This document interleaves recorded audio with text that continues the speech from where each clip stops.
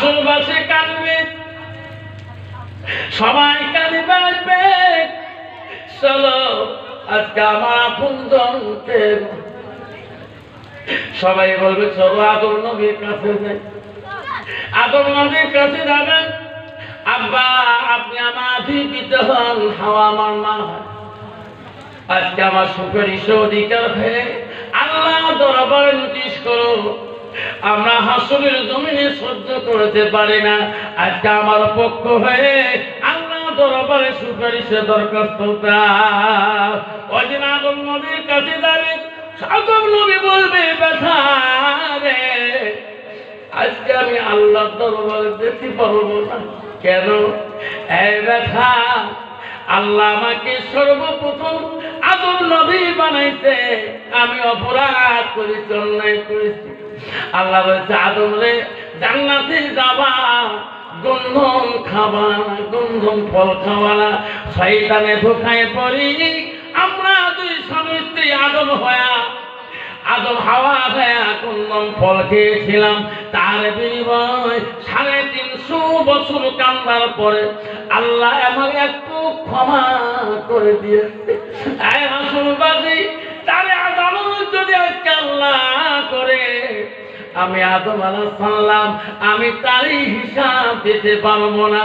আজকে তোমার পক্ষ হয়ে আমি আল্লাহ দরবারে সুপারিশ করতে পারবো না। হাসরবাসীরা কাঁদবে, ও গো বাবা আব্বা কোথায় যাবো, আজকে আমার পক্ষ হয়ে কে যাবে? তখন আদম নবী বলবে যাও, পৃথিবীতে আমার পর একজন নবী আছে, তার নাম হলো হযরত নূহ নবী। নূহ নবী আলাইহিস সালামের কাছে যাও। সব হাসরবাসী নূহ আলাইহিস সালামের দরবারে যেয়া সামনে দাঁড়াবে। নবী গো, ও গো নবী, আমরা আজকে আর হাসর ময়দানে থাকতে পারি না, সহ্য তবে কষ্ট হয়, আমরা সহ্য করতে পারি না। আমার পক্ষ হইয়া একটু আল্লাহর কাছে সুপারিশ করো। ওই দিন নূহ আলাইহিস সালাম বলবে হাসরবাসী আদম নবীর পরে আল্লাহ আমাকে নূহ নবী হিসেবে পাঠিয়ে দেয়, কিন্তু আমি আল্লাহ দরবারে যেতে পারি না। কেন? আমি অন্যায়কারী, আমি অপরাধী করেছি কি? আমি নবী হয়েছি, আমার ছেলে কিনা ইসলাম মানে নাই, বেঈমান হয়ে মারা গেছে। আল্লাহ যদি বলে তোকে নবী বানাইলাম, তোর ছেলে কিনান কেন বেঈমান হয়ে গেল? আমি নূহ কাঁদতেছি। এই আদালত যদি আল্লাহ আমার পক্ষে যদি একবার ধরে, আমি সহ্য করতে পারবো না। আমি তোমার পক্ষ হইয়া আল্লাহর কাছে যেতে পারবো না। নূহ আলাইহিস সালাম দেখবে খালি কান্দে হাসরবাসীরা। নূহ বলবে তোমরা কান্দো না, আমার পরে এমন একজন নবী আসিয়েছিল, তার নাম হলো হযরত ইব্রাহিম খলিলুল্লাহ। ইব্রাহিম খলিলের কাছে যাবে। ইব্রাহিম বলে আমি পারবো না। কেন পারবো না? আমি অপরাধী। কি অপরাধ করেছেন? আপনি তো খলিল মানে দোস্ত। আল্লাহর কাছে দেয়া আমার পক্ষ হয়ে আল্লাহর কাছে সুপারিশ করবে। আমার গুনাহগার উম্মতের কি হবে? আমার গুনাহগার গুলোর কি হবে? হযরত ইব্রাহিম বলছে আমি কি গুনাহ করছি শোনো। যেদিন আমার ছেলে ইসমাইলকে কুরবানি করতে নিয়ে যায়, ওদিন আমার বিবি হাজারাকে কুরবানির কথা বলি নাই, আমি বলছি মিনা বাজারে নিয়ে যাব। আমি কিন্তু কুরবানির কথা বললে আমার বিবি হাজারা দিত না। আমি যখন মিনা বাজারের কথা বলছিলাম তখন হাজারা সাজানো করে দিয়েছে। আল্লাহ যদি বলে ইব্রাহিম রে তোমার কুরবানি আমি কবুল করেছি, কিন্তু বিবির কাছে তুমি কেন মিনা বাজারের কথা বলছিলি? হাসরবাসীরা আমি তারই টেনশন হয়ে আছি। ইব্রাহিম আলাইহিস সালাম দেখবে হাসরবাসীরা কান্দে।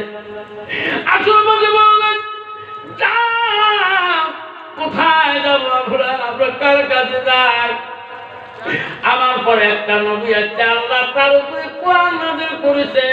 উনি হলো হযরত মুসা নবী। উনি হলো বনি ইসরাইলের বংশের নবী। আল্লাহ তার উপরে কোরআন নাযিল করে মুসা নবী দেখা পাবে। হাসরবাসীরা কান্দবে করজোরে। মুসা নবী বলবে আমি পাবো না। কেন পাবেন না? ও গো নবী, আপনি আল্লাহ একজন নবী মুসা কালামুল্লাহ, আল্লাহ তোমার উপরে কোরআন নাযিল করেছে, আপনি পাবেন না কেন? হযরত মুসা বলেন, কেন পাই না? আমার কাছে একটা মানুষ কলেমা পড়ে নাই, ইসলাম মানে নাই, এমন কলমা ছিলাম, এক চোরে লোকটা মারা গেছে। আল্লাহ যদি বলে মুসা রে, তোমাকে আমি এই ধরনের ইসলাম পোশাক আমি পানি দেই, লোকটা দ্বিতীয়বার আর নিকেশ নিবেশ হবে এমন চত্বর হয়েছে। মুসা নবীর এত রাগ ছিলেন, তাই আগায় লোক চৌড়ি খেতে দিচ্ছে, কম কথা না, সুবহানাল্লাহ। মুসা বলবে আমি পাবো না, কার কাছে যাবো?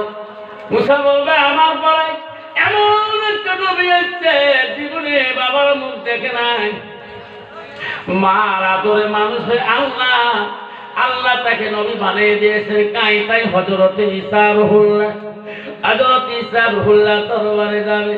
ঈসা নবী বলবে আমি পারবো না। কেন?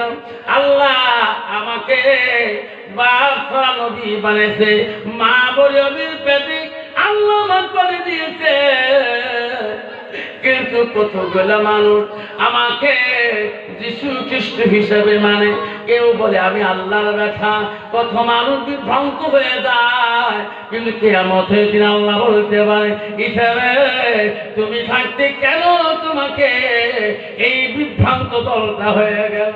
আমি ঈসার জবাব দিতে পারবো না। সব হাসরবাদে হাওয়াল করে কাঁদবে। ঈসা রুহুল্লাহ বলে কাঁদিও না, আর কাঁদিও না, এমন একজন নবীর কাছে পাঠিয়ে দেব, জীবনে কোনদিন গুনাহ করে নাই, জীবনে পাপ করা জানি নাই, ছোটকালে মা হারাইছে, ছোটকালে আব্বা হারাইছে, আল্লাহ তার উপরে কোরআন নাযিল করেছে, যাও যাও। কে গো? তখন ঈসা রুহুল্লাহ বলে পৃথিবীতে সাত নবী, আখিরি পয়গম্বর সৈয়দুল মুরসালিন মুহাম্মদ রাসূলুল্লাহ।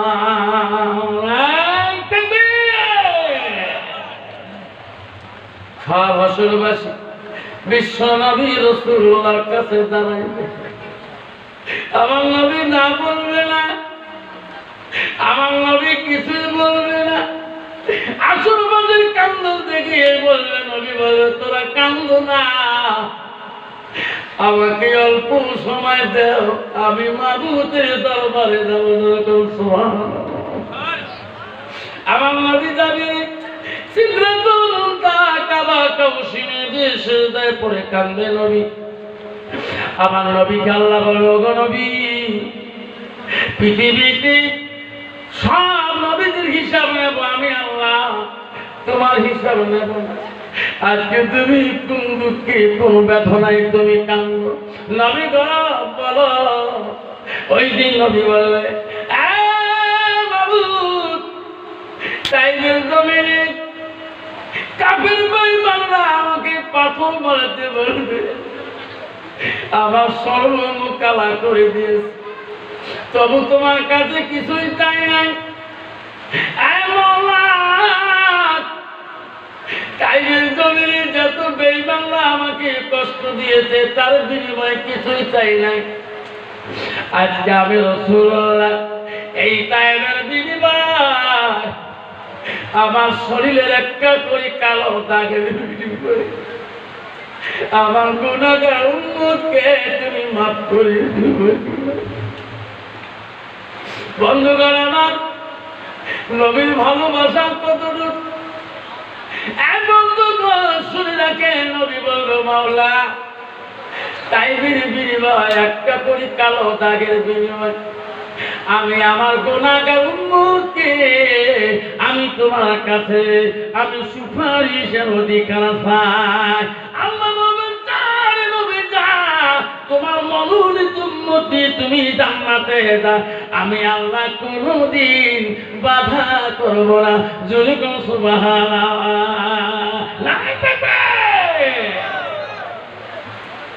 সেই নবীর মনোনীত উম্মত আমার হইতে চাই কিনা, হতে চাই কিনা, কিরে মুসলমান, আল্লাহর কোরআন বলছে ইন্নাল মুসলিমিনা ওয়াল মুসলিমাত ওয়াল মুমিনিনা ওয়াল মুমিনাত ওয়াল কানিতিনা ওয়াল কানিতাত ওয়াল সাদিকিনা ওয়াল সাদিকাত ওয়াল সাবিরিনা ওয়াল সাবিরাত। নাই তাকবীর।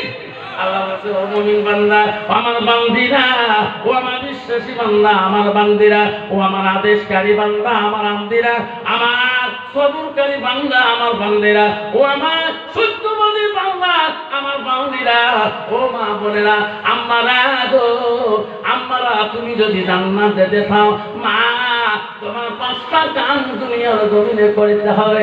মা যদি সহিভাবে করতে পারো, মা 1 নম্বর তো নামাজটা পড়তে হবে।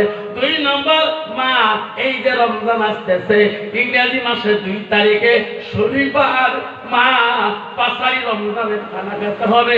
মা 2 তারিখ থেকে রমজান শুরু হয়ে যাবে। আর 4টে মাস আছে মা, এই রোজা করতে হবে। রসুল বলো আসানা ফারাজাহা, মা তোর স্বামী আছে মা, মা তুমি সতীর্থ নারী, মা স্বামী থাকাকালীন অপর পুরুষের সঙ্গে মা তুমি মেলামেশা করা যাবে না, মা তো আসানা নষ্ট করা যাবে না। বর্তমান তোমার বাংলায় আসামে আছে মোবাইল, যে কি যুগের মোবাইল বেরিয়ে বা আগে চ্যাংড়া চ্যাংড়ি পালাইছে, বিয়ে না হয়, এরা 300 মাল 400 মেয়ে পালায়। কোন বেমার আসিস বাবা, আমার ধৈর্য ডাক্তার ধৈর্য পাই না। পালাইতে পালা, তুই ধান ধরি পালাচ্ছি, 3 শ ধরি পালাইছে, আর যে ট্যাংতে বাইরে 20-22 লাখটা কি হয়? এটা কোন বেমার বাবার, মাথা কাম করে না। মা বলে না, তোমার স্বামী আছে মা, তোমার কেন অপর পুরুষের ধরি পালা লাগে মা? এটা তো তোমার মা। খবরদার, নিজের হাসানানকে তুমি নষ্ট করে দিলি, নিজের পবিত্রতাকে নষ্ট করে দিলি। মা হাজার যদি তাহাজ্জুদ পড়ি কান্দ, আর মা বলে না, যদি স্বামীর মনে আঘাত দিয়ে দাও, জিন্দেগি তাহাজ্জুদের কপাল ছিঁড়ে যায়, তবু জান্নাত যাওয়া বড় মুশকিল হয়ে গেছে। খবরদার, কত নারী আছে স্বামীর হক নষ্ট করে দেয়। স্বামী বিদেশে চলে গেছে, জয়গাঁও চলে গেছে, দিল্লি চলে গেছে, বাঙ্গালোর চলে গেছে, কাশ্মীর চলে গেছে, বিভিন্ন রাষ্ট্রে চলে গেছে, শুধু 2টা স্বামী স্ত্রী শান্তি মতন খাবার জন্য, যেরকম ঠিক না ঠিক। মা বোনেরা, আম্মারা জান্নাত যদি যাইতে চান, মা আমার বিশ্ব নবী রাসূলুল্লাহ আয়েশা বাড়ি আসলে নবীজি এত আয়েশা ভালোবাসছিলেন। নবীজি বাড়ি আসলে আয়েশা নবীজির হাত গুলা বোলাইছিলেন, নবীজির শরীর গুলা বোলাইছিলেন, নবীজির মুখের দিকে তাকাইছিলেন। মা কিতাব খুলে দেখবেন না। নবী প্রশ্ন করেছে, আয়েশা রে, আমি বাড়ির দিকে আসলে তুমি আমার দিকে তাকাও কেন, আমার মুখের দিকে তাকাও কেন?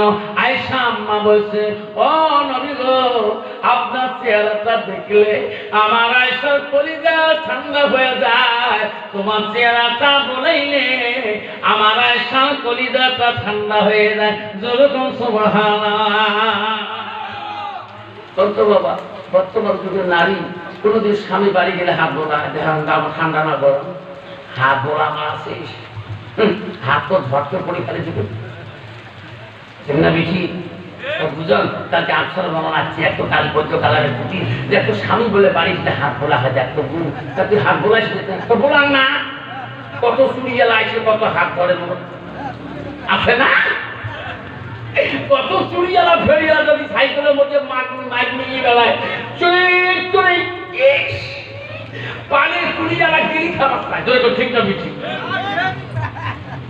এখন শ্বশুর বুড়ে মানুষ গাও বলে, বৌমা মানে তোমার বিয়ে হবার মোহর হবার মাত্র তো 7টা দিন হল, এবার বাসি বিয়ে করে হয়, তোমার কোন আটকে এই দোকানের কাছে গেছে, এর বাড়ি করে কোনো ফালা কাটা তোমরা না তো তোমার আমার বংশের খবর জানেন। এর বাড়ি ফালা কাটা করবে, আমার বাড়ি আলিপুর দূর নয়, মোর মার বংশ দূরে জলপাইগুড়ি আলিপুর। কি হয় দোকানে? তবে আমি হাত দিচ্ছ, মোর নানা আছে না? হ্যাঁ। মোর নানা নীতি আছে না? হ্যাঁ। তার দোস্ত শালা হয়, 180 কিলোমিটার সম্পর্ক, তাকে হাতাকে দিতে চাই, আছে না নাই? বাবা কত নারী আছে রে বাপ। হ্যাঁ, হযরতে আবু হানিফা রাহমাতুল্লাহ বড় মুযহাবের বড় ইমাম, হযরত আবু হানিফা একদিন রাস্তা দিয়ে গেতেছিলেন, পথে দিয়ে গিয়ে দেখে কতগুলো মেয়ে পুরুষ গল্প করতেছে। সবাই এরকম গল্প হয় না? কত দেখবেন এই মোবাইলে, তুই দেখবেন চ্যাংলা চ্যাংলি মাথা বাঁধে দেয়, মনে করেন মাথাটা ঢুকে কিন্তু ঠিক আছে, তবু নাও কি। তা আবু হানিফ রহমাতুল্লাহ বলছে, বাবা রে, এখানে কি করতেছো তোমরা? তোমার কি হয় এত সময় নিয়ে গল্প করে? বলছে আমাদের বান্ধবী, আমাদের পাড়োশী। বলছে বাবা দেখো, এইভাবে অপরিচিত মেয়ের সাথে দীর্ঘটান গল্প করাটা মহাপাপ হবে। তুমি যদি বিবাহ বন্ধন করে নিয়ে গল্প করো, প্রতিটা গল্পে তোমার আল্লাহ সব আমল নামে লিখে দিবে। সব যুবকরা বলল, এই আবু হানিফা তো মুশকিল ছেলে গো, আমরা মেয়েদের সাথে গল্প করতে পারি না। সব ছেলেরা বলে, ভাই আবু হানিফা যতদিন থাকবে আমরা মেয়েদের সাথে রং তামসা করতে পারবো না, সময় কাটাতে পারবো না। সব যুবকরা বুদ্ধি করলেন, বন্ধু আবু হানিফার নামে এমন একটা ক্যারেক্টার তুলে দেব, মেয়েদের দিয়ে নারীদের দিয়ে এমন একটা ক্যারেক্টার তুলে দেব, আবু হানিফার জীবনে আমার কোনদিনও বাধা দিতে পারবে না। কিতাবে আছে, ওই দুষ্ট যুবকগুলো ছেলেরা একটা বিধবা মেয়ের বাড়িতে গেলেন। বাবা, বিধবা মানুষের এমনি পাওয়ার বেশি, স্বামী না থাকলেও পাওয়ার বেশি। অফিস আদালে ধমক দেও বিচারক, স্বামী নাই নাই বেশি দাদাগিরি দেখান না, ঠিক না? বেশি বিধবার বাড়িতে গেলেন যুবক ছেলেরা। বিধবাটাকে বললেন, বলিলেন কোনদিন তোর বাড়িতে আসি নাই, আমার আজকে একটু উপকার করতে হবে। বিধবাটার নাম ছিল খাবিবা। খাবিবা বললেন, ভাই কি উপকার? তোর যত দিরহাম লাগে, যত টাকা লাগে দিয়ে দেব। একটা মানুষের সাথেই তোর একটা জেনাকারীর কেস করে দিতে হয়। খাবিবা বলল, কে? যুবকরা বলল, আবু হানিফা নামে একটা আল্লাহর ওলি আছে, ওনার সাথে একটা তোর জেনাকারীর কেস করতে হয়, পারবি কিনা? যত টাকা লাগে আমরা যুবক দল দিয়ে দেব। প্রথমতে না স্বীকার করলেন। খাবিবা বলে, পারবো না, পারবো না। লাস্টে যুবকরা বলল, বলি রে, আমরা গ্রামের যুবক দল, তুমি আমাদেরকে না কথা বলিও না, যত টাকা লাগবে, যত দিরহাম লাগবে দিয়ে দেব, কিন্তু ওই আবু হানিফার সাথে একটা তোর খারাপ কোরবানি করতে হবে। খাবিবা বলল, ঠিক আছে, কেমন করে বাড়ি করবো? খাবিবা, আমরা যুবক ছেলেরা তোর বাড়িতে থাকবো, রাত্রিকালে আবু হানিফাকে তুই কোন কৌশলে তোর বাড়িতে ডাকে আনতে হবে। মেয়েটা খাবিবা বলল, ভাই আবু হানিফা আমার বাড়ির সামন দিয়ে মিশাইতে মসজিদে নামাজ পড়িতে যা। বন্ধু, মা বলিলাম, যে সমস্ত মেয়েদের মধ্যে কালাম না থাকবে, সেই সমস্ত মেয়ের দ্বারা একটা আল্লাহর ওলির পর্যন্ত ক্ষতি হয়ে যাবে। যার ভিতরে আল্লাহর কোরআন থাকবে না, যার ভিতরে আল্লাহর হালাল নবীর হাদিস থাকবে না, ওই মেয়েটার দ্বারা একটা আল্লাহর ওলির পর্যন্ত ক্ষতি হয়ে যাবে। আবু হানিফা তো জানে না, গভীর রাতে যায়। আবু হানিফার স্ত্রীর নাম ছিল, শুনি না, আবু হানিফার বিবির নাম ছিল উম্মা হামেদা। বড় বুজুর্গ মেয়ে ছিলেন, আল্লাহওয়ালা ছিলেন গো। একদিন গভীর রাতে আবু হানিফাকে ডাক মারি বলে, স্বামী গো, আপনার বহু দুশ্মন দেখতেছি চতুর্দিকে ছড়েছে। ও স্বামী, আপনি রাস্তা পথে গেলে সাবধানে যাবেন, পথ দেখে চলবেন। নিজের স্ত্রী কোনদিন কয় না আমার স্বামীটা খারাপ পথে যাচ্ছে। উম্মা হামেদা বলছে, স্বামী গো, আমি উম্মা হামেদা দেখছি আপনার দুশ্মন দিন দিন বাড়িতেছে। যখন পথ দিয়ে চলবে আপনি দেখি শুনি চলবে। আল্লাহ মালমে মুত্তাকির পরহেজগারী মেয়েটার স্ত্রী হবে, ওই স্বামী কোনোদিনও খারাপ পথে যাইতে দিবে না। আবু হানিফা বলছে, বিবি রে তুমি দোয়া করবা, আল্লাহ আমি কোনদিন আল্লাহ দাতা আমার খারাপ পথে নেয় না। গভীর রজনীতে হযরত আবু হানিফা তাহাজ্জুদ করতে মসজিদে যাবে। ওই দুষ্ট মেয়েটা, খাদিজা নামে মেয়েটা, লম্পট মেয়েটা রাস্তার ধারে অন্ধকারে গাছের তলায় বসিয়ে আছে রে। ওই রাস্তা দিয়ে আবু হানিফা যায়, ওই দুষ্ট মেয়েটা জানে ওই মহিলাটা মধুর সুরে করুণ সুরে কাঁদতেছে। আবু হানিফা বলতেছে, আল্লাহ এত রাত, এটা পূর্বে মানুষ কাঁদে, কে কাঁদে? আবু হানিফা যত দূরে যায় অত দূরে কান্দনের রং শোনা যায়, মিষ্টি শোনা যায়। আবু হানিফা আগে দ্রুত ভেগে যায়, দেখে একটা মেয়ে গাছের ছায়া তলে অন্ধকারে কাঁদতেছে। আবু হানিফা বলল, মা এত রাইতে মা তুমি কি জন্য কান্দো? মা তোমার কি হয়েছে বলো, মা তোমার কি হয়েছে? আবু হানিফার কথা শুনে বলল, হুজুর আমি তোমার জন্য কান্দি কেন? হুজুর আমার স্বামী জীবনে তওবা করে নাই, জীবনে নামাজ পড়ে নাই, মরণের জন্য ছটফট করতেছে। হুজুর আমার মন কান্দে, তোমাকে রাস্তা থেকে নিয়ে যায়। আমার স্বামী থেকে জন্মের মতো একবার তওবা করিনি, একবার কালেমাটা তোমার দ্বারা পড়ে নিয়ে আমার দেহটা ঠান্ডা হয়ে যাবে। আবু হানিফা বলল, রে আল্লাহ নিজে বলে দিয়েছে, কোন বান্দা জীবনে যদি কেউ যদি গুনাহ করে, কেউ যদি ভুল করে, একবার যদি খাস দিলে তওবা করে নেয়, আমি আল্লাহ তওবাকারীকে বেশি পছন্দ করি। যেরকম সুবহানাল্লাহ।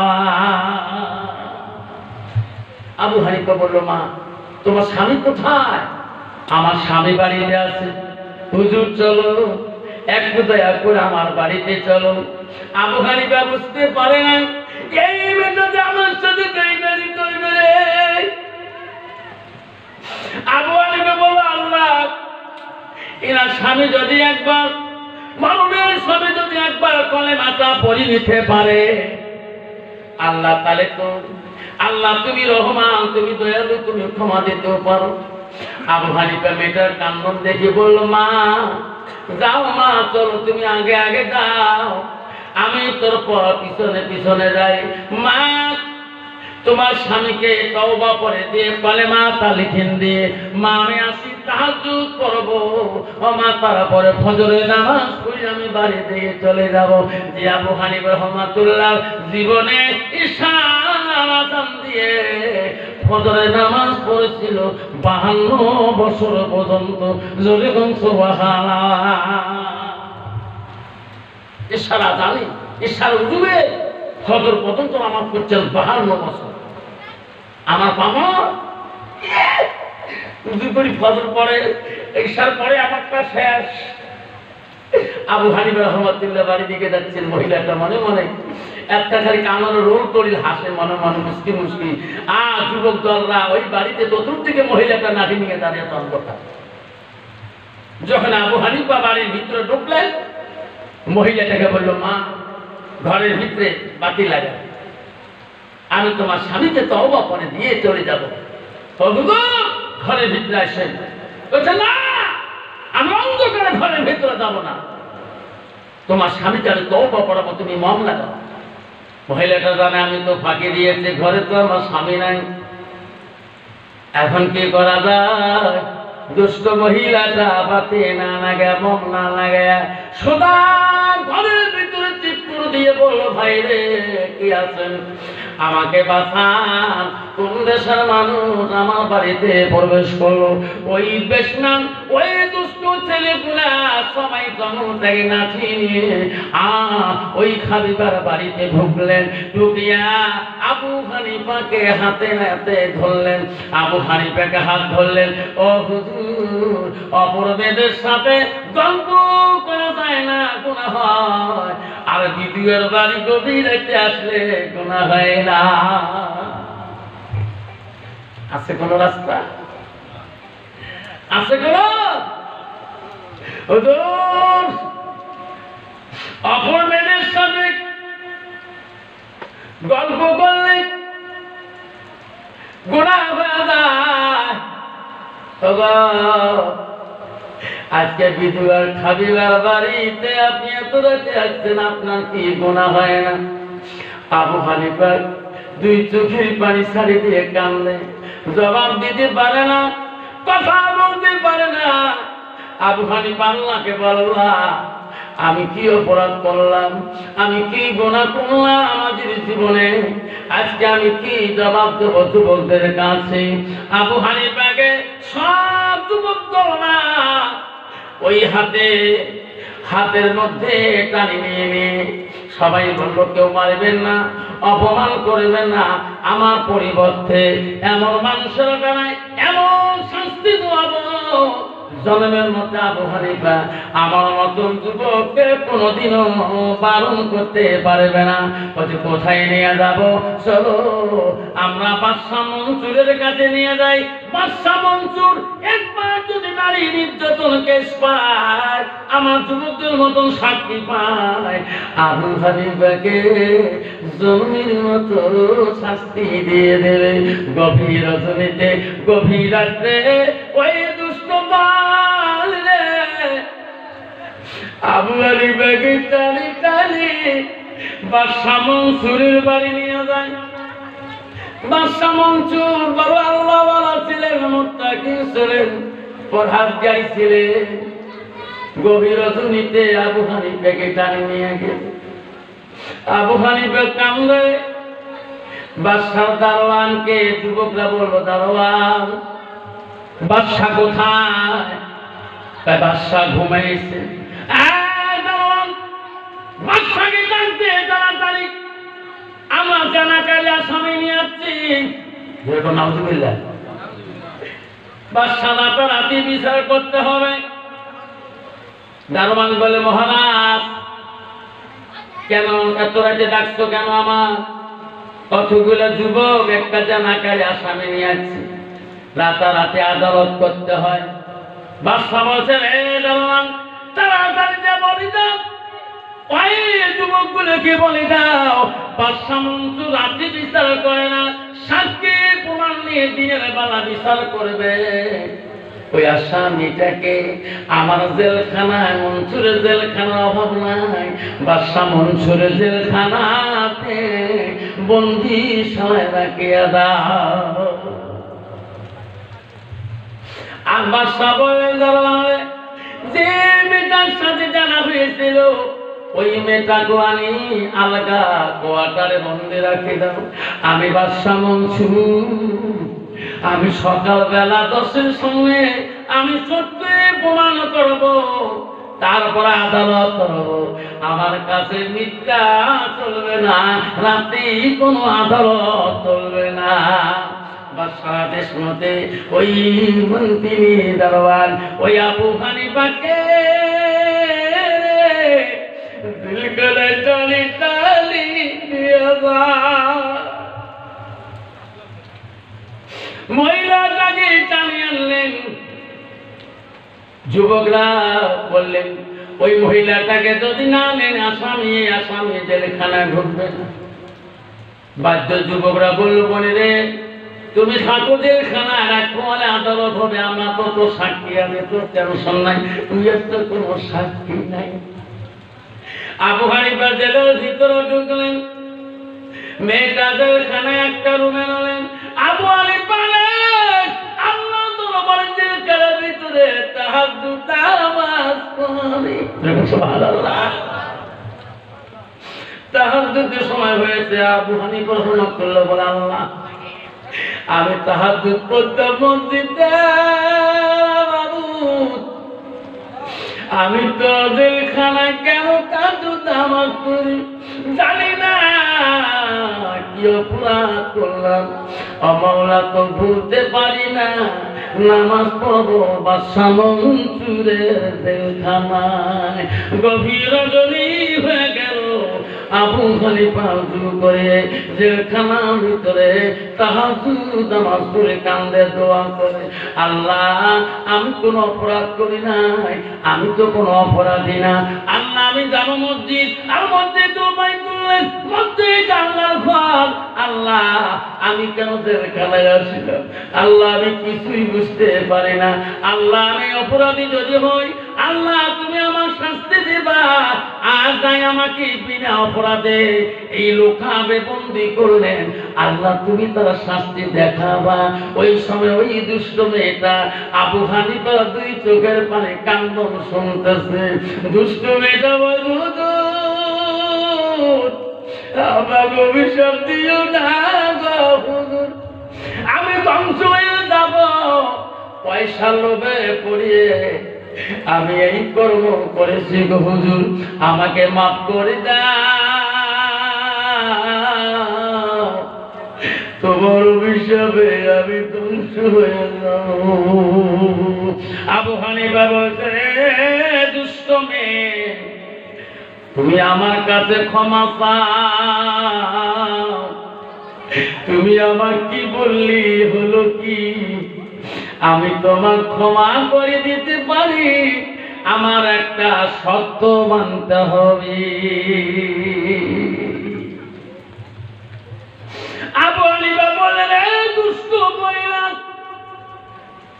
আমি জেলখানার ভিতরে থাকাকালীন সকালবেলা বাদশা মনসুর আদালত করবে, কিন্তু আমার বিবি উম্মে হামেদা তো জানে না। এ দুষ্ট, একবার যদি বাদশা মনসুর আদালত হওয়ার আগে এই জেলখানা থেকে বাইরে দেয়া আমার বিবি উম্মে হামেদাকে যদি খবর দিয়ে আসতে পারো তাহলে তোমাকে ক্ষমা করো, নারী যার আগে আমি ক্ষমা করবো না, তুমি যত কান্দো না কেন।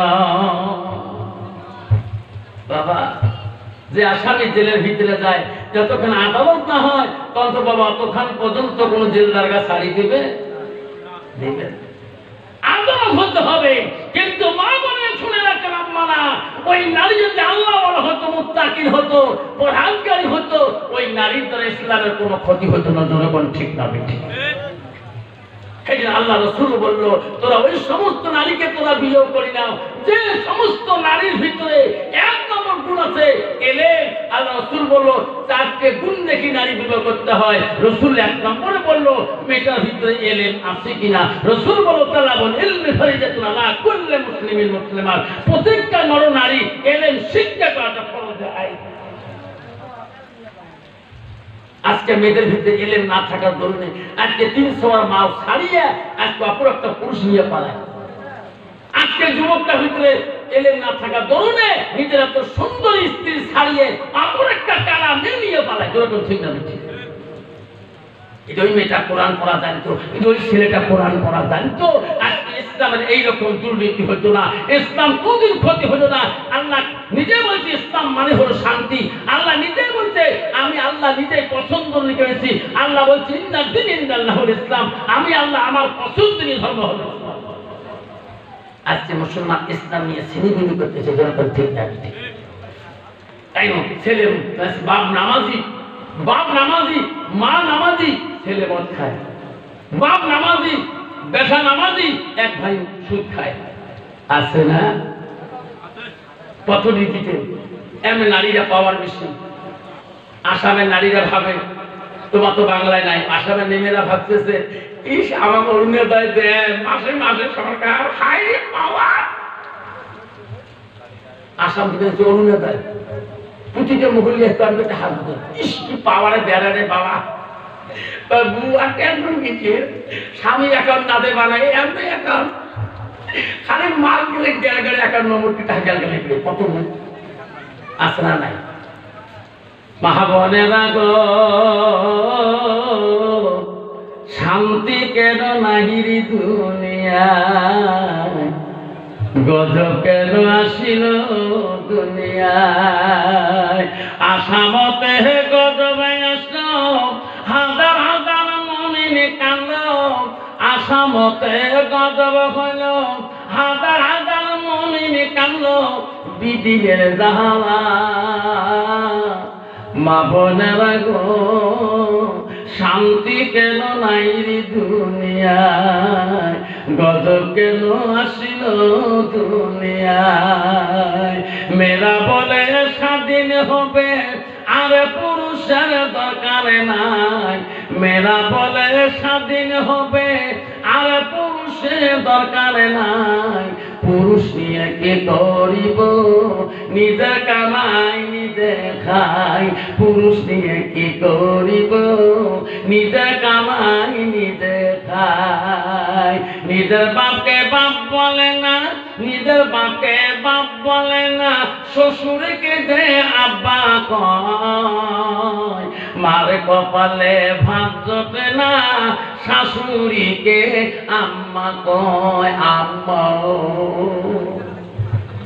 আছে না কত নারী স্বামীকে হাতের কবজায় নিয়ে নিছে তোমরা মোর মাও কর্ম তো আমার খালা কাটার মধ্যে সবাই আমার আম্মা করি তোমার তুই কদম তলাপ মধ্যকালের করি মা বোন বাবা হলে অভ্যেস খারাপ বলছে মুখ তো বিয়ে দিন শিখি দেওয়া খায় এইবার যদি তোর বাবা তোর সাথে বাড়ি কিন্তু দিন যান তোর বাবাকে আর তোর মাকে আব্বা আম্মা করি যায় ঠিক আছে হ্যাঁ বিয়ে দিছে বাপ তো রাজি মা তো রাজি না আসি বেসরা পালে আনছে বউ ভার এখন বাপ কেছে যা কি হয়েছে জামাই যখন পছন্দ করছে বেশি পছন্দ কিন্তু মাও মানি নেয় নাই দুই সর মা হয়েছে তবু মা বার আইসি না জামাইয়ের বাড়ি মা যখন বাপ মরি গেছে লাস্টের মধ্যে বেশি কাঁদে ফোন মা তুমি কি অন্যায় করছো তুমি তো অপরাধ কর নাই তুমি তো স্বামী নিচ্ছ তো হালাল মা আব্বা মরি গেল আব্বা আসে জেল দুইটা বাচ্চা মা হলো মা একটা দিন আয় মা বেশির কান্দন মা সহ্য সয়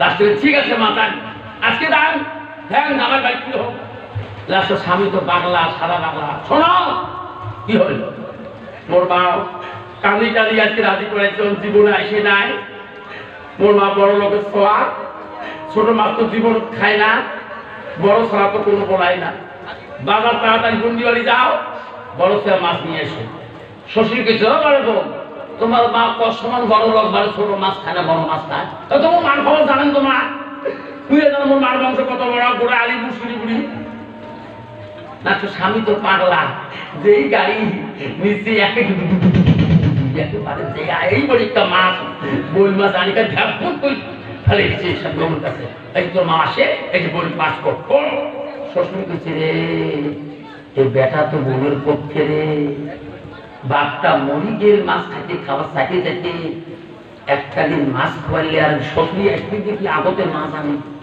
বলছে বউ কি হয়েছে মা এলে করি মাছ তোমার শ্বশুর জীবনে খায়নি মা এই যে মাছ খাবার মন কত আপনার মামক মাছ তাদের নাই মুখ এই যে করি মাছের মাথা খাওয়ার কত মুখ করছে কাঁদছে মাছ কে বাবা যখন আনছে এই যে মাছের মাথা মুখ দেন আর যতগুলি পিস হবে ফেসু হবে সব তোমার মাছ দেন হ্যাঁ তোমার হ্যাঁ মাথা দেন খাবি না ভালো করি এই আমি করি বারবার বুঝে মাও তোমার মা কত বছর পরে আসবি আজকে দুই বিয়ে দিন গল্প হবে ভুলোতে তোমার মা মাথা দেন না মাথাটা মুখ দেন মা আমি দোয়া করি মা বেশ করে না তো জিততে থাকো লাস্টের মধ্যে নতুন বিয়ে নিয়ে আসছে ইস আমার বাড়ি কয়েক বছর পরে আসছে যেই আসছে কত আদর কিন্তু এই ছেলের মা বললে কথা না বলে বিয়ে নিয়ে 7টা মানে মোলাকাত করে বিয়ে নিয়ে বসো খাও তাও বিয়ে নিয়ে খায় চা পানি মিষ্টি খায় তাও বল কথাটা খেলাছ তো ভুলোতে মাথা দেন না তোমার মা ফির মিষ্টি খায় বউ খেলাছ তো বেটা করে মোর মা মোর শ্বশুর সাথে এত মিল ছেলের মা কত ঠিক থাকা গায় হ্যাঁ আর মোর বউ ডাক্তার লাগছে বউ খেয়াল আছে তোর বউ উত্তর না দেখে রে কিন্তু কোন বড় লোকের বেটি রে তুইয়ের মার দাম আছে মোর মার দাম নাই পার করে দেখো যাই বদমাসি করতে মোর মাও গাহায় বউ খেয়াল আছে উত্তর দিবে পার না রাষ্ট্রপতি স্বামীগর আখ্যানকে জীবনে মা আসেনি মোর মা তোমার শ্বশুরই হয় তাহলে তোমার মা যেটা কথা কবার কয় ওইটা কথা তোমার কবার থাকা রে মুদ্রায় কইলে লজ্জিতে মরি যাবে। এই মাও খাবার না, তোমার খাবার না, এলাকায় খাবার না। তোমার মা পিছের লেসের লোক, মা 12 বছর রাখছে, মাছ টাছ খাও, তুমিও খান, তোমরাও খাও। মাও যারা ঘুমেবে মা, তখন তোমার কানও তারা ফুসফুসি। পাগলা স্বামী কয় ঠিক আছে, এলাক কথাটা আউলে যাবেন না। দুই সঙ্গই বিয়ারি বসলেন, খানা আরামে মিষ্টি মাথা খায়া খানা খাইতে বসলেন। আরে মাছের মাথা পাইল না। যখন দুই বিয়ানি গল্প করে রাত 12টা পার হয়ে যায়, ছেলের শ্বশুরির ঘুম ধরে নিম চোপে। বিয়ানি ঘুম ধরছে, বহুদিন পরে হাঁটি আসলাম। বিয়ানি গো রাত পোয়ালে গল্প কর্ম বিশ্রাম করে দাও। ছেলের মা বল বিয়ানি আমরা গরিব মানুষ, তোমার ধনী মানুষ, আমার গরিব মানুষের পা তোমার পা লাগবে পায়, তুমি একলা একলে বিজনেস শত ওই খরচ দেয় শত। বিয়ানি কয় ঠিক আছে, কারণ গরিব মানুষের পানের দর বেশি। ঠিক আছে, ছেলের মা বিয়ানি একাই বিছনা ছাড়িয়ে দিলেন। বিয়ানি গো কেমন ঠান্ডা ঠান্ডা ভাব লাগে, এখন কাপড় দিয়ে গেলেন হয়। ছেলের মা বলে বাবা এত ন্যাশনাল মার্কেটে গিয়ে এখন ভালো কাপড় আনছে, ঠান্ডা দিনের জন্য মোর কোনোদিন গায়ে উড়েন নাই, বেটির বাড়ি যান নাই, এখনো প্যাকেটের মধ্যে আছে রে। শ্বশুরের গায়ে দিয়ে দেন, আরাম পাবে রে, কুটি হয়ে যাবে। ওই নতুন চাদর বিয়ারের মাথাটাই পাও ফাঁকিয়ে দিয়ে ওই আলগা ভাঙা রুমে ছেলের মা ঘুমিয়েছে। আয়ের দিকে মেয়ের মা আরামের চাদর পেয়ে নাকের গ্যাঙারি উঠছে। স্বামী বলে বউ কতবেলা? ওই যে তোর মা ঘুমেছে, মোর মাও ঘুমেছে। বল মা কি বলছে বল। তখন বেঈমান বউ বলে স্বামী গো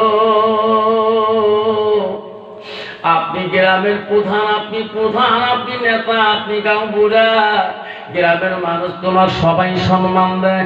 ও স্বামী এই বয়সে তোমার মা যে কথা কয় মোর দ্বারা তোমার খবর কয়। স্বামী গো শুনলে মাথা রক্ত পায়ে দিকে যাবে। ও স্বামী তোমার জীবনে গ্রামের মানুষ রাখবে না, প্রধান করে সম্মান দেবে না। বিবি কোন কথা বলো না, বিবি বল মোর মা কি কথা কয়। ও স্বামী তোমার মা বুড়ে বয়সে ক্যালেন্টা তুলতে যায় কি, তোমার মা এই বয়সে নতুন করি নিজে বসবে চায়। ওই কথা মোর দ্বারা তোমার কবার কয়। জোর কন্যা হুজুবিল্লাহ বলে ডেইলি কয় মুখ খেলা তো ওই কথা তোমার খবর পায়। বুদ্ধি মানে সম্মান শেষ করবে তো বুদ্ধি মোটায় যেটা কম তোমার শুনবে, তোমার সম্মান থাকবে, গ্রামের মানুষ তোমাকে দুধ দিবে। তোর বুদ্ধি কি? তার বুদ্ধি তোমার বস্তা একটা মশিনে তোমার মা ঘুরেছে না, এমন তুমি বাঁধো বস্তা ঢুকিয়ে জন্মের মতো নদী ভাসি দেবো। নদী যদি চলে যাবে তোমারও সম্মান বাড়বে, বড় ইজ্জত বাড়ি যাবে, তোমার গ্রামের মানুষ সবাই বিচার আদালতে থাকবে। পাগলা স্বামী কয় ঠিক আছে, বস্তা নিয়ে আসলাম, তুমি রশি নাও।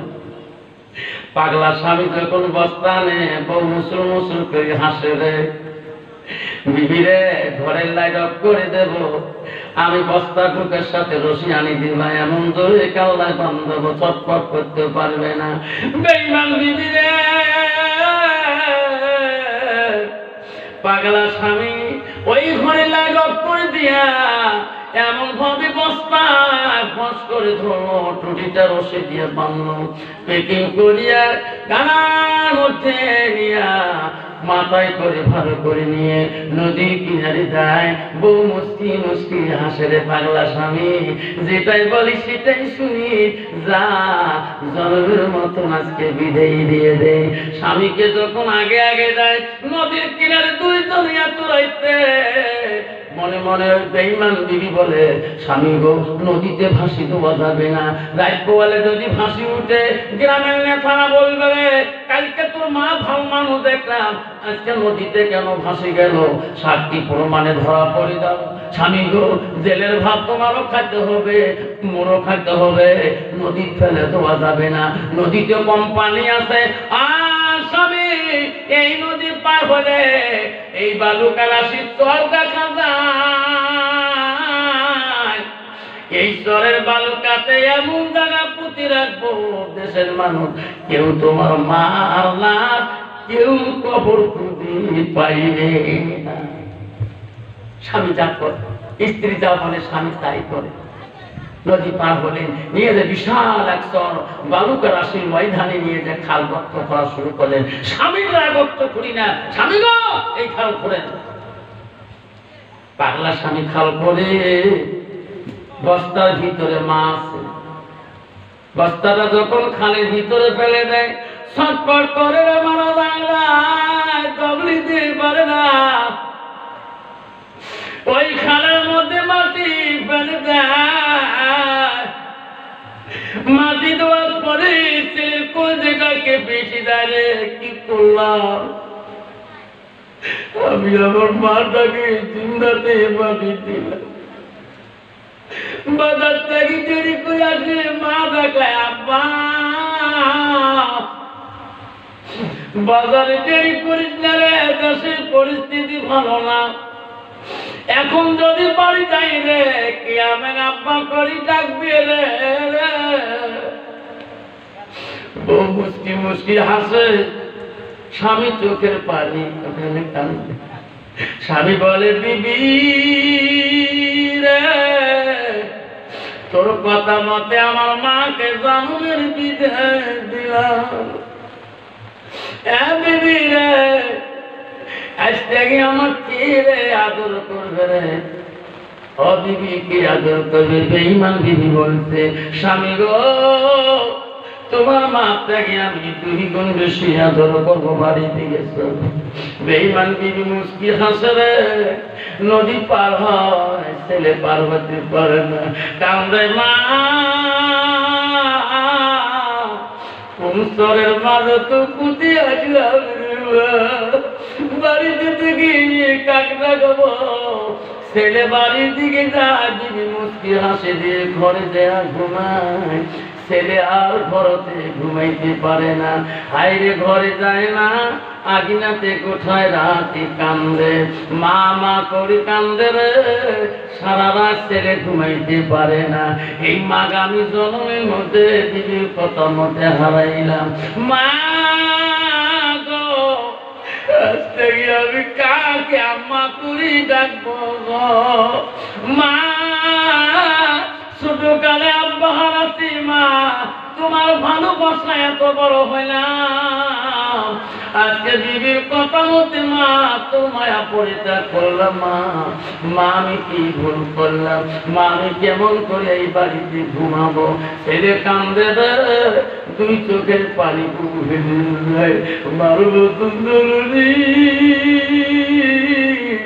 এই জগতে আপন নাই রে, মধ্যকালের কুটি বন্ধুরে খবরদারে, কুন্ডি বাড়ির যদি কোনো অ্যাক্সিডেন্ট পায় মা খবর, যে পুন্ডি বাড়ির বাগ দিয়ে অ্যাক্সিডেন্ট হলো একটা জীবন, তুমিও পুন্ডি বাড়ি গিয়েছো, যতখান আব্দুর খবর মা অন্তরে আসে নাই, অতখান মা ছটফট করবে, কি অ্যাক্সিডেন্ট হলো রে গোলাপ, আব্দুর রহমান দেখ আমার মালিক অ্যাক্সিডেন্ট হলো নাকি রে। মা যদি কালী বালি অ্যাক্সিডেন্টের কথা খবর পায় রে, কদম তলায় অ্যাক্সিডেন্ট হচ্ছে রে তোমার মালিক, মা কেউ আটক করতে পারে না রে, মা সুদায় তোর মানে রে খাই রুটি দিকে আমার মালিককে দেখতে দাও। আজকে সেই সমাজের মারা কত কষ্ট করেছে রে বন্ধু। খবরদার আল্লাহ রাসূলকে আব্দুল্লাহ ইবনে মাসউদ বলল, ওগো নবী, পৃথিবীর কোন আমলটা আল্লাহর কাছে প্রিয় বলতো সুম্মাই। নবী বলল, ওরে আব্দুল্লাহ মাসউদ, আল্লাহ নবী বলতেন বিদ্যুল ওয়ালিদাইনা, মা বাবার সঙ্গে সৎ ব্যবহার করাটা আল্লাহর কাছে সবচাইতে বড় আমল। যুবক খবরদার রে, ওই বাপটার মনে দুঃখ দিস না রে। ওই বাপ যদি কষ্ট পায় রে যুবক, কোটি টাকার মালিক হলো জীবনে শান্তি পাবা না। আল্লাহ বলছে বান্দা আমার ইবাদতের পরে, আল্লাহ বলে ইল্লা লিয়াবুদুন, আমার ইবাদতের পরে ওয়াবিল ওয়ালিদাইনি ইহসানান, তুমি তোমার মা বাবার সঙ্গে সৎ ব্যবহার করো। আজকাল রাত্রি পর্যন্ত যুবক আছে রে, বিবির কথা শুনি মা দুঃখ দেয়, বাবা মনে দুঃখ দেয়, মধ্যকালের প্রতি বন্ধু খবরদার বাড়িতে যাসি রে, আজকে বাড়িতে দেয়া ওই মাতার কাছে তুই ক্ষমা চাস, ইনশাআল্লাহ শেষ করে দিচ্ছি। ওই যুবক মার মাটি দেওয়ার পরে নিজের মা না কাক মাটি দিলেন, নিজে বুঝলেন না, ঘরের ভিতরে কান্দে রে মা করি, মা জানকা রুমে ঘুমাইছে, ওটা তো জানে না। সুবহানাল্লাহ, ইনি তো জানে না মা ওই রুম থেকে চটকে উঠছে রে, আমার বেটা তোরাকে কান্দে কেন? ওই ঘরে শ্বশুরি ঘুমাইছে, বেটা কেন কান্দে? মা উঠো ঘরের ভিতর দিয়ে দৌড়ি আসিয়া বলছে, বাবা কান্দিস কে? মা তোটা চিন্তাতে বাঁধি দেব, মা কেমন করে আসলি রে, মা কেমন করে আসলি? কে মা তো কবরটাকে তুলে দিল। মা বলছে, বাবা তুমি স্বপন পালে নাকি? না মা, আমি নিজ হাতে মাটি দিলাম, নিজ হাতে কবর খুললাম। মা বলছে, বাবা রে তুই এটা স্বপন দেখিয়েছ। ছেলে বলছে, মা তাহলে এই বিছনার কায় আছি? তাই তো শ্বশুরি, শ্বশুরি নিয়ে গেছ, তাহলে শ্বশুরি কালা তিনি ধরে গেল। শ্বশুরি তাহলে কোথায় ধরলো? বাবা এটা তোমার কায় তো শ্বশুরি কই? তা মা পরে কর লাস্টের মধ্যে, বাবা তো শ্বশুরি কই? মা তো পরে কর। তার গোড়া কাই করে, যার গোড়া তাই করে। সেই জন্য বাবারা, মা বোনেরা খবরদার, আকাশ অবস্থা খারাপ। আবু হানিফার বিচার হলো না, জেলখানায় যাবে, ওনার বিবি আসবে, ওনার শ্বশুর আসবে, আদালত হবে। পরবর্তী বলবো যে আগামী বছর যদি আল্লাহ আনতে দেয়, আমি আবু হানিফা রহমাতুল্লাহ এই তফসিরটা পড়বো, জেলের মধ্যে কি শাস্তি হলেন সব দোয়া পড়বো ইনশাআল্লাহ। বাবা সবাই একটু দরুদ শরীফ পড়ে নাও। আল্লাহুম্মা সাল্লি আলা সাইয়্যিদিনা মাওলানা মুহাম্মদ আলা আলি সাইয়্যিদিনা মাওলানা মুহাম্মদ। মা বলে হাত তোলেন, আল্লাহু আমিন। ربنا ظلمنا أنفسنا لم تغفر لنا لنكونن من الخاسرين قالوا سبحانك لا علم لنا إلا ما علمتنا إنك أنت العليم الحكيم। দুই দিন ধরে এই মধ্যকালের কুটি, আজকে জলসা চলছে, শেষ দিনের জলসা। আল্লাহ আকাশের দুর্যোগ যদিও খারাপ, তবু তো বান্দা বান্দি যায় নাই। তাকে এত রাত পর্যন্ত তোর বান্দা বান্দি ময়না পাখির মতন করে বসে। জীবনে যত গোনা করি, যতই ভুল করে না কেন মৌলা, তাকে আজকে মধ্যকালের প্রতি যুবক ছেলেরা দুই দিন ব্যাপী জলসাতে মৌলা কত না কষ্ট করেছে। তার ভিতরে তোর বান্ধা বান্ধিয়া তোরাতে হাত তুলতে রে মাওলা। কারো মা নাই, কারো আব্বা নাই, কারো দাদা নাই, কারো দাদি নেই। মাওলা গো, আমাদের মা বাবার কবরগুলো তুমি মাফ করে দাও। পর্দার আড়ালে কত মা হাত তুলছে, কারো স্বামী নাই, কারো মা নাই, কারো বাবা নাই। মাওলা, পর্দার আড়ালের মা বোনগুলোকে আল্লাহ পাঁচওয়াক্ত নামাজি বানিয়ে দাও, পর্দা নিশি বানিয়ে দাও, আল্লাহ স্বামী ভক্ত বানিয়ে দাও। কিয়ামতের দিন মায়েশা কাতারে তুমি সারি করে দিও মাওলা। কিয়ামতের দিন এই মা বোনগুলোকে মায়েশার দলের মধ্যে তুমি শামিল করে দিও, মা খাদিজার কাতারের মধ্যে তুমি শামিল করে দিও। এ মাওলা পাকে আজকে মধ্যকালের প্রতিষ্ঠানে দিনের জলসা। এ মাওলা গো, কমিটি বিন্দুনা কত কষ্ট করেছে। এই যুবকদের মেহনত, এই যুবকদের ভালোবাসা আল্লাহ তাদেরকে তুমি দিও কিয়ামতের ময়দানে। আল্লাহ এই জলসা তুমি আমাদের সবারই জন্য তুমি নাজাতের জরিয়া বানিয়ে দিও। আল্লাহ যত বান্দা হাত তুলছে, কারো মা নাই, বাবা নাই, আল্লাহ যার হাত তুমি পছন্দ করো আল্লাহ তার হাত রসিলা করি। আল্লাহ আজকে মধ্যকালের কুটি জারিত রহমান তুমি কবুল করে নাও। লা ইলাহা ইল্লাল্লাহু মুহাম্মাদুর